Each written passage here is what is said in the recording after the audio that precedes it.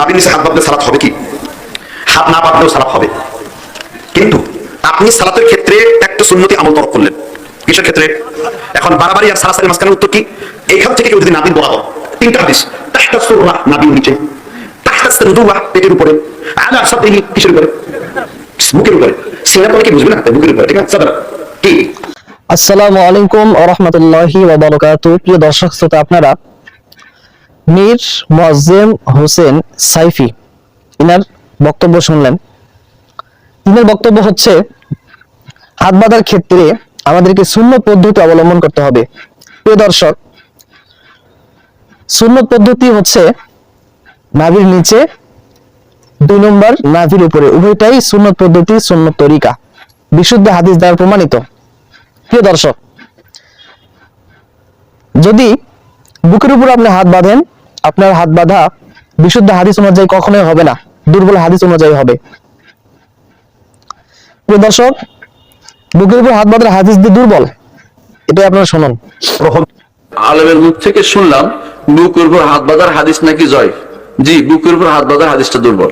প্রিয় দর্শক, আপনারা শুনলেন যে বুকের উপর হাত বাঁধার হাদিস দুর্বল, তাদের শাইখ বলছে। এটা আমাদের বক্তব্য নয়, আমাদের বক্তব্য শোনার প্রয়োজন মনে করলাম না। প্রিয় দর্শক, নাভির নিচে হাত বাঁধা আমাদের নিকটে বেশি উত্তম। নাভির উপরে এবং নাভির নিচে উভয়টাই সুন্নত তরিকা, কিন্তু নাভির নিচে হাত বাঁধাটা উলামায়ে দেওবন্দ, উলামায়ে হক এর নিকটে বেশি উত্তম, কারণ এটা বিশুদ্ধ সনদে প্রমাণিত হওয়ার পরেও উত্তম হওয়ার আরো অনেক কারণ রয়েছে। তার মধ্যে একটি হচ্ছে, ইমাম বুখারী রাহমাতুল্লাহি আলাইহির উস্তাদ ইসহাক ইবনে রাহওয়াই রাহমাতুল্লাহি আলাইহি তিনি বলেছেন, তাহতা সুররতি আকওয়া ফিল হাদিস ওয়া আকরাবু ইলা তাওয়াজুই। তাহতা সুররতি আকওয়া ফিল হাদিস, নাভির নিচে হাত বাঁধা বিশুদ্ধ হাদিস দ্বারা প্রমাণিত, ওয়া আকরাবু ইলা তাওয়াজুই, এবং বিনয়ের নিকটতর। প্রিয় দর্শক, নামাজ পড়তে হয় বিনয়ের সাথে, তো নাভির নিচে হাত বাঁধলে যেহেতু বিনয়টা বেশি প্রকাশ পায়, যেটি ইমাম বুখারী রাহমাতুল্লাহি আলাইহি ওস্তাদ বললেন, এজন্য আমরা নাভির নিচে হাত বাঁধার এই সুন্নত তরিকাকে প্রাধান্য দিয়ে থাকি। আর বুকের উপর হাত বাঁধা এটা সুন্নত তরিকা হতে পারে না, কোন সাহাবী থেকে বুকের উপর হাত বাঁধা প্রমাণিত নয়। প্রিয় দর্শক, নাভির নিচে হাত বাঁধার বিশুদ্ধ হাদিস মুসান্নাফ ইবনে আবি শাইবার মধ্যে উল্লেখ রয়েছে, 3959 নম্বর হাদিস। হযরত ওয়াইল ইবনে হুজর রাদিয়াল্লাহু তাআলা আনহু বলেন, রাআইতুন নাবিয়্য সাল্লাল্লাহু আলাইহি ওয়াসাল্লাম ওয়াযা ইয়ামিনাহু আলা শিমালিহি ফি সলাতি তাহতা সুররাতি। তিনি বলেন, আমি রাসূল সাল্লাল্লাহু আলাইহি ওয়াসাল্লামকে দেখলাম, তিনি নামাজে তার ডান হাতকে বাম হাতের উপর রেখে নাভির নিচে রেখেছেন। প্রিয় দর্শক,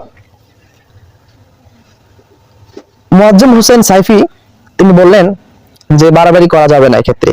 তো আমরা লক্ষ্য করেছি বাড়াবাড়ি কিন্তু তারা করে, যদি হাত ছেড়ে দিলেও নামাজ হয়ে যায়, যেটা আমরা পূর্বে থেকেই বলতেছি, তো হাত ছেড়ে দিলেও নামাজ হয়ে যাবে, সেখানে বাড়াবাড়ি কিন্তু তারাই করে। তারাই বলে যে সুন্নত একটাই, সুন্নত একের অধিক হতে পারে না। এখন তাদের বুঝে এসেছে, আলহামদুলিল্লাহ। তো আমাদের বাংলাদেশে নাভির নিচে হাত বাঁধার প্রচলন এই সুন্নত তরিকার উপর আমল চলে আসতেছিল।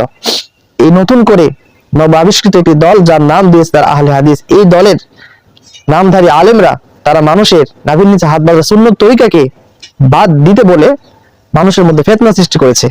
অথচ নাভির নিচে হাত বাঁধার হাদিস বুকের উপর হাত বাঁধার হাদিসের তুলনায় বিশুদ্ধ, শক্তিশালী, আকরাবু ইলা তাওয়াজুই, বিনয়ের নিকটতর। প্রিয় দর্শক, সঠিক কথাগুলো আল্লাহ তাআলা আপনাদেরকে বোঝার তৌফিক দান করেন।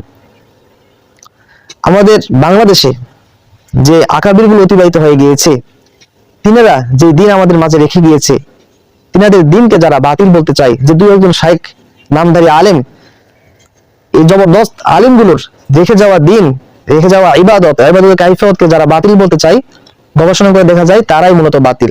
তাদের মূলত জ্ঞানের এই অবস্থা যে কোরআন তেলাওয়াত পর্যন্ত পারে না, হাদিসে ইবাদত পর্যন্ত পড়তে পারে না। প্রিয় দর্শক, আজকের ভিডিও এখানেই শেষ করলাম। নাভির নিচে হাত বাঁধার হাদিস এটি বেশি বিশুদ্ধ, নাভির উপরে হাত বাঁধলেও বিশুদ্ধ তরিকা, কিন্তু বুকের উপরে হাত বাঁধার হাদিস দুর্বল, সাহাবায়ে কেরাম এটার উপরে আমল করেন নাই। আসসালামু আলাইকুম ওয়া রাহমাতুল্লাহি ওয়া বারাকাতুহু।